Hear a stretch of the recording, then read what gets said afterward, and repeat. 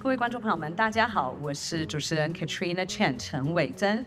今天很高兴我们来到了这个非常漂亮的一个选区办公室哦。所谓的选区办公室呢，就是我们审议员服务我们本地选民的一个地方，而且可以看到我们背景呢有非常漂亮的这个选区的地图哦。那这个地图呢，我们所来到的地方呢，就是我们 Moody-Burquitlam 的审议员的办公室。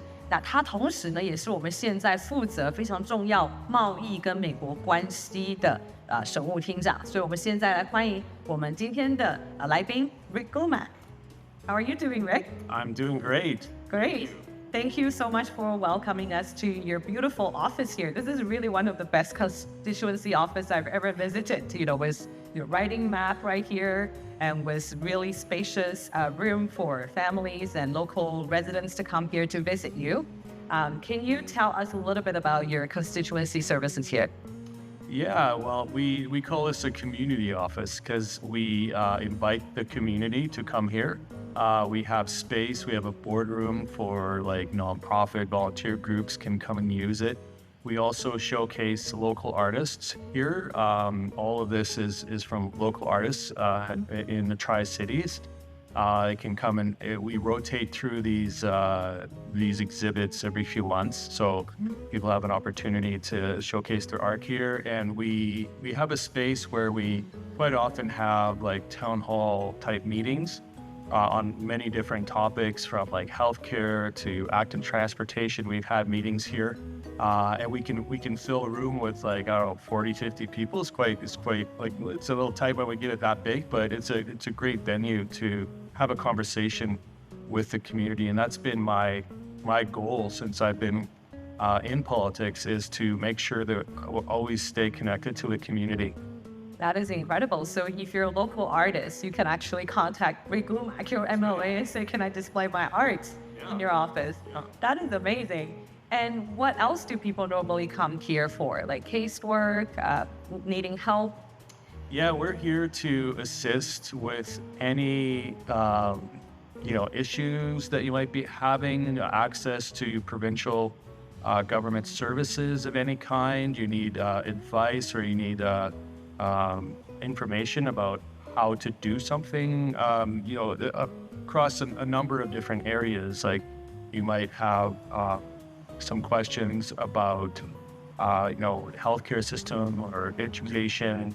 And we have excellent staff here that are so helpful. We've helped so many people that they don't know where to go, and you come here and we'll make sure that we connect you to the right places. Great. And do you provide multilingual services or partner with like other offices to provide that support? Because I'm sure your community is very diverse with lots of languages. Yeah. We have a Chinese community. We have some Korean community here, Persian, and we have not immediately in our office, but we have ability to do things like that in sort of our wider circle to help with if there's communication challenges and things like that. We can assist. Okay, that sounds great. And I know one of the reasons I love coming to Moody myself is your local restaurants and the breweries and also the park. The park down the road is just beautiful. I love sometimes taking a summer walk with my son there. I think you can do canoeing as well. I've never tried that. Can you tell us a little bit about the small businesses in your community? Oh, we have some amazing local businesses here in Fort Moody, some amazing restaurants. Like you said, we have a brewery district. It's like it's probably the best brewery district anywhere that anyone was ever been to, because they're so close together. So people can get off the SkyTrain. Yeah. And you don't have to drive. You won't drive. You come here.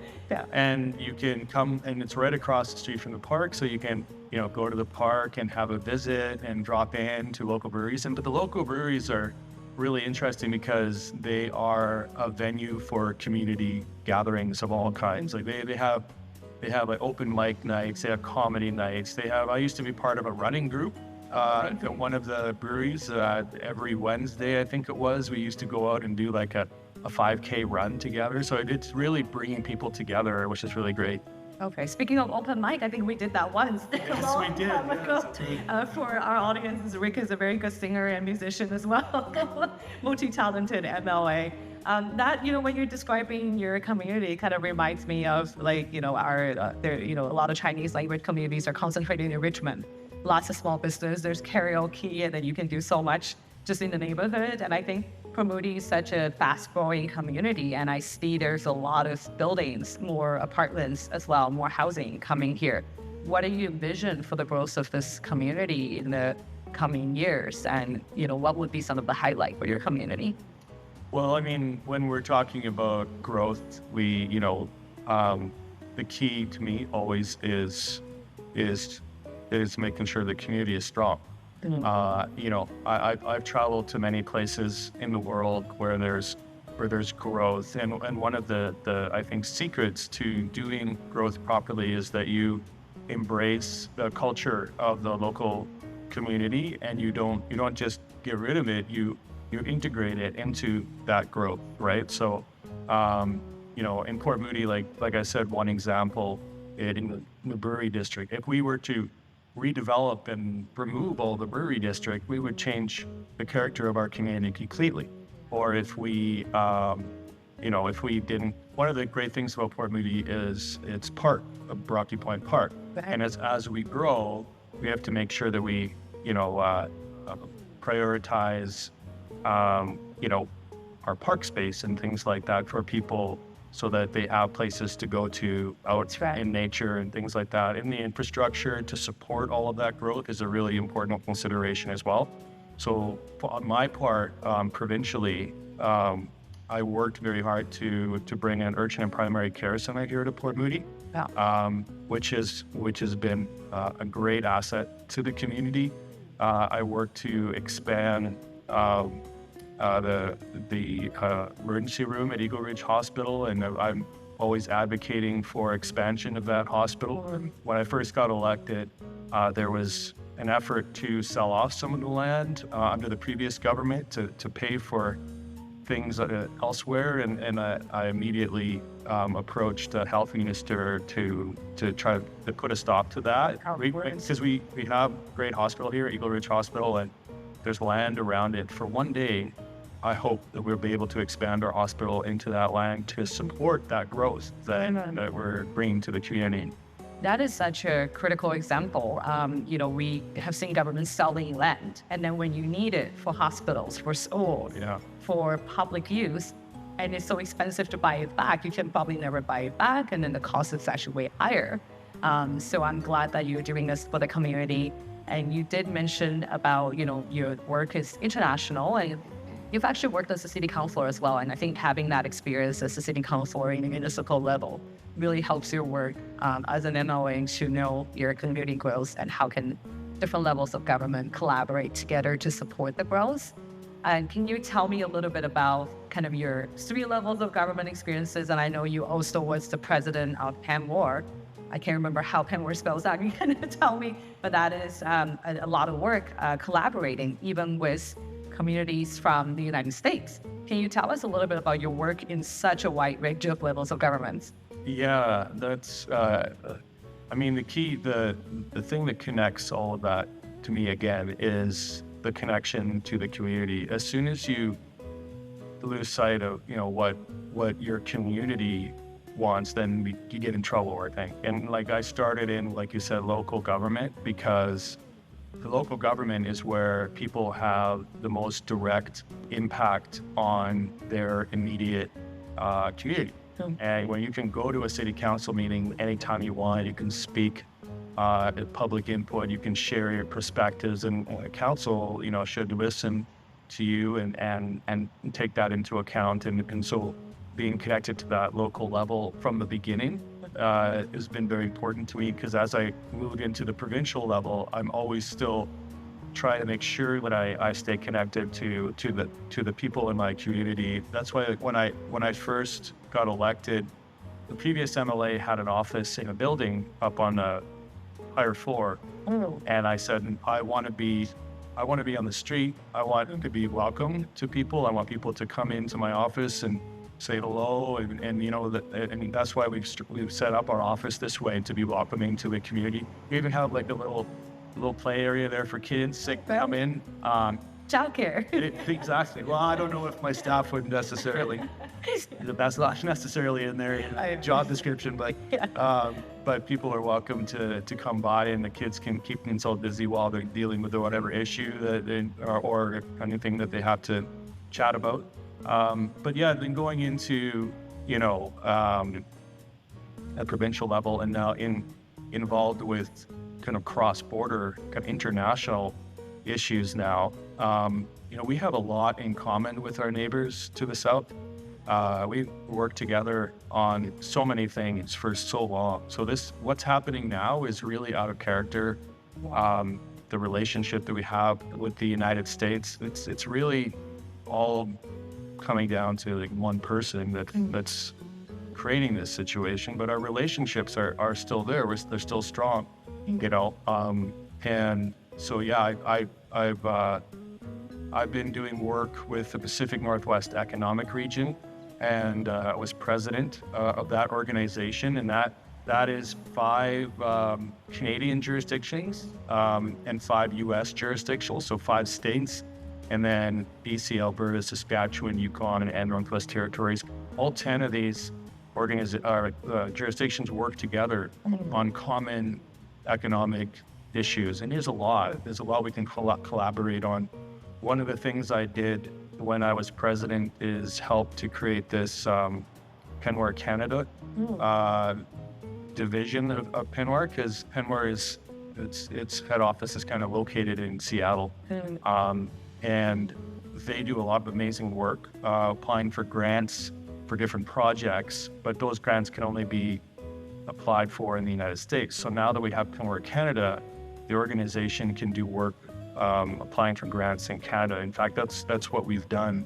Incredible. We worked on a couple projects and got funding for hydrogen economy, doing an analysis on opportunities there, and also around FIFA opportunities, tourism opportunities around FIFA that received funding from Pacifican recently. So yeah, to going from the local level to the international level, it's been very interesting.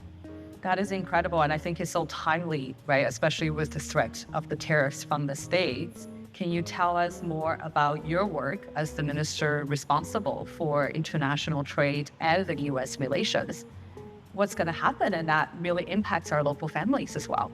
Yeah, absolutely. People and businesses in BC are definitely feeling concerned, and you know, it's been my priority. I am a champion especially for export, assisting businesses to export to other jurisdictions, other countries. So BC, a couple of years ago, they launched a trade diversification strategy. So this was well before any of these tariff threats, because we recognize how important it is to diversify our economy. And in fact, BC has been very successful in doing that. We're one of the least trade exposed to the United States of any province in Canada. But that work started, you know, launched in 2023, and we're now working on expanding that in the current situation and enhancing that strategy and going into new markets. We recently opened trade offices in Taiwan, in Vietnam, and Mexico, and we're looking at other markets as well, and also you know, enhancing our resources within the markets where we have offices already as well. And we have offices in 14 different countries right now, and over 50 trade representatives in different countries. So we're doing a lot of work to help businesses to diversify. That is incredible, but of course it is still a challenging time. And I know recently you took a trip to the States to probably talk about the tariffs, of course, is the big topic. And then we also had delegations from the US to come to BC as well. Can you tell us about those conversations and how other people, you know, from especially the Americans, how are they feeling about all this? Yeah. I mean, it's interesting. We've actually received a number of letters from Americans and to the premier, raising concerns about what's going on from their own perspectives, right? So it's not just Canada that's affected by this, but Americans as well. When I went down to the States and I met with legislators in Washington and Oregon and Idaho, we talked about the issues around tariffs, and pretty much everyone I talked to agreed that it was something that would be detrimental to their own economy, their own businesses, jobs within their country. You know, you even see it like when the stock market, like once these tariffs come in, the stock market just plummets because the business community recognizes that there's so much benefit in us being able to have good trading relationships between each other. It's mutually beneficial. So, you know, I met with a business owner down in Portland. He's been in business for over, since 1977 and employs over 100 people. He said to me, Shahid, like if he imports wood from BC, and it's specific kind of wood that he imports and to create high-end furniture, basically. If there's tariffs imposed on that, like he probably would go out of business, and that's like over 100 families affected by that, right? And this is just one story. There's so many stories like this, you know, of American companies that would be negatively affected by those tariffs. So, you know, we're trying to encourage the businesses down in the States and the legislators to share these stories federally and the United States, to really make the federal government aware of what kind of impact this is having on the ground in people's lives, you know, not just in Canada, but in the US. So. Yeah. Well, you know, a few weeks ago, we had the premier here, and the one thing he mentioned is that, you know, we would never expect, if you asked us about this last year, even just a year ago, you're like, why are we at such a trade war and tariff war with the United States? Like, this is unbelievable. But I, you know, guess it is happening, and, you know, we're responding, and great to hear that there are American businesses working to push this, you know, back as well.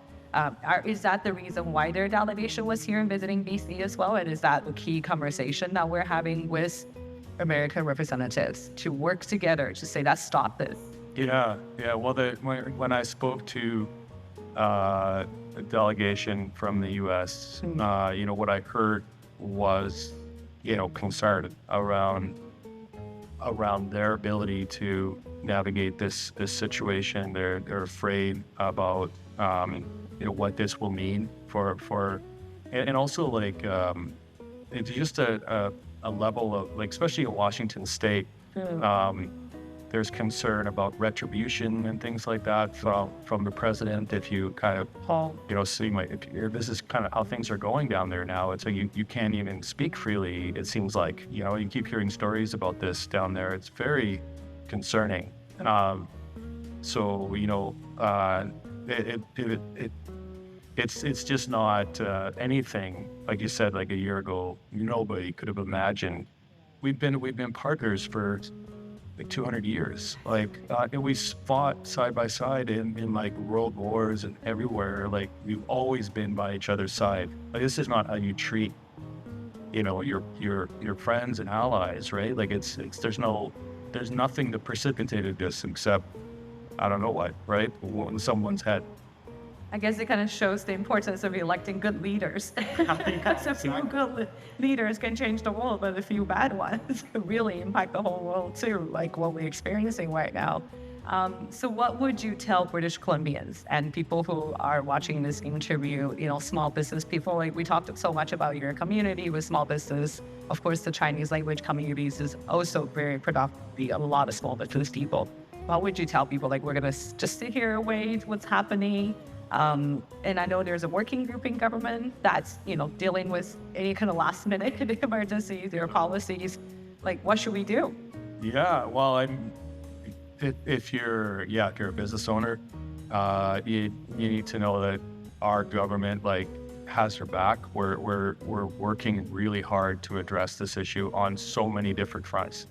I talked about trade diversification. That's one area. We have a cabinet committee that is focused on making quick decisions around this constantly chaotic and changing situation, and informing government on next steps. So I'm part of that committee. We also have a task force with business organizations and different groups, labor groups and First Nations groups, all at the same table. We're meeting regularly and making sure that we have our ears to the ground in terms of like, well, okay, what's happening? What are you hearing? What can we do? We're getting ideas from this group in terms of things that we can implement to help grow our economy in this situation. And then also we are really working hard on breaking down interprovincial trade barriers. And this is actually really exciting. And because there hasn't been really an appetite to do this in Canada, and it has been a challenge for a long time, the trade barriers that we have. And now Minister Gibson, who is working with other ministers across Canada to address taking down these trade barriers, they're doing that work now, and it seems very positive. And in fact, we're bringing forward legislation so that we can make these changes quickly in terms of removing trade barriers. And if we're able to do this, and it's sounding very positive right now, if we're able to do this, this will open up a new market in Canada that we've never had access to before. Like Canadian BC businesses will be able to sell their products in other provinces in a way that they've never been able to before. But not only that, but international companies that want to invest in BC will have an easier time if they're creating product in BC to sell that product also in other provinces in Canada. So it's a new opportunity for that as well. So it's one of these few things that's like good news in the midst of all this bad news is that we can grow our Canadian economy this way, and it was a way to sort of offset some of the challenges with tariffs. Well, sometimes challenges brings opportunities as well, right? And then I hope when you're talking about engaging with local businesses, that I know the Chinese language community, a lot of us has like partnerships and trades and business relationships with the United States and businesses as well, right? So make sure you count on us, and now we can also contribute and to support the government to really go through this challenging time together. And I think now, of course, I love when you said that everything is focused on local families and local businesses, right? Like whether it's trade, tariffs, how that impact our local community, and how our government should still continue to grow the community in a long-term basis, and all connected together. So I want to kind of finalize or wrap up our conversation about your community and also your vision as an MLA. We got elected at the same time, 2017, and you've been an MLA for almost like 8 years now. And I know you're also a professional who came from a totally different background. You were an engineer. And it's so nice when I was in government, it's so nice to have colleagues who came from so much diverse experiences and background to be able to contribute on government and, political and policies. What's your vision down the road? When you're like wrapping up your work, hopefully in the long, many more years to come as an MLA or as a cabinet minister, what would you like to achieve at the end? Well, that's a big question.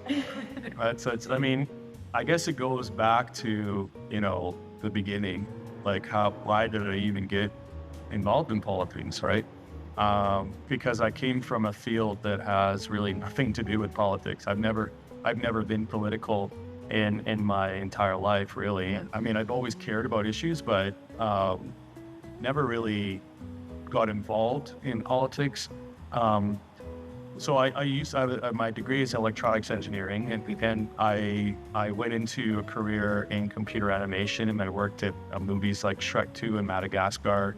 I worked down in the States for a little while, and when I was down in the States, I learned a lot about the early origins of American democracy. It's quite inspiring, actually, if you read Thomas Jefferson and things like that. And it's all about that, making sure people have a voice. And that's always driven me from the beginning, is to empower people in make sure people feel heard and the voices reflected in the things that we do. But it wasn't until, my daughter was born that I really started to feel like, that was when I moved to Port Moody. And I really felt like I need to be more involved in my community. And I started volunteering more, on city committees and at different, nonprofit groups at the Art Center. I volunteered there and at the Hatchery and a few other places. And I'm concerned about the future for our children. That's what drove me, I think, into moving up to a higher level of government, because we have the ability in higher levels of government to really influence directing our economy towards clean and sustainable ways of creating jobs. So I think BC has this amazing Clean BC plan, and that's something that we were part of when we became government, in a minority government. We brought in this plan that's an economic plan, but it's also a climate plan. Really? And how do we grow our economy while also making sure that we're cutting down emissions and dealing with climate change? And it's like, people say, well, you're just a small province, you don't make a difference. We all make a difference. But we make a difference because in BC, we've been leading Canada economically with this plan. We've shown the rest of the world, really, that you can take a very strong position on climate change, and you can have a strong economy at the same time, and supporting families, supporting businesses. We have so many great clean energy, clean tech companies here in BC. We have life science, we have AI, we have quantum computing, we have amazing carbon capture technologies, all this stuff happening here in BC, and we embrace it. And this is where the world is going, and that's what I want. I want us to keep going in that direction. I want, when I work with other jurisdictions, I always talk about what we're doing, because it's like everyone wants to have a strong economy. So we're having a strong economy. Yeah. And we're doing it this way, and it works. And I want to I want to leave that as kind of the legacy. It's the understanding that there is a way to move forward that is going to be good for our children's future, and good for jobs, good for people. And I hope that we keep going in that direction, and I hope that other places look at us and follow the great work that we've been doing. So, wow, that's such a powerful ending to our conversation. Definitely, we all do our part, and then thank you so much for leading your community, and also during this very challenging time to lead our province on international trade, and also the U.S. relationship, which is really challenging at this moment. But being able to find opportunities to continue to move forward to a more sustainable future. So thank you so much, Rick, for this conversation. And for our audience, I hope you can get to learn more about our MLA and our minister responsible for U.S. relations and also international trade. And I hope through today's conversation, 希望今天大家透过我们今天的对话，能够对我们现在美国关系跟我们国际贸易的情况能够有更深一步的了解。谢谢大家收看周一详谈，我们下次再见。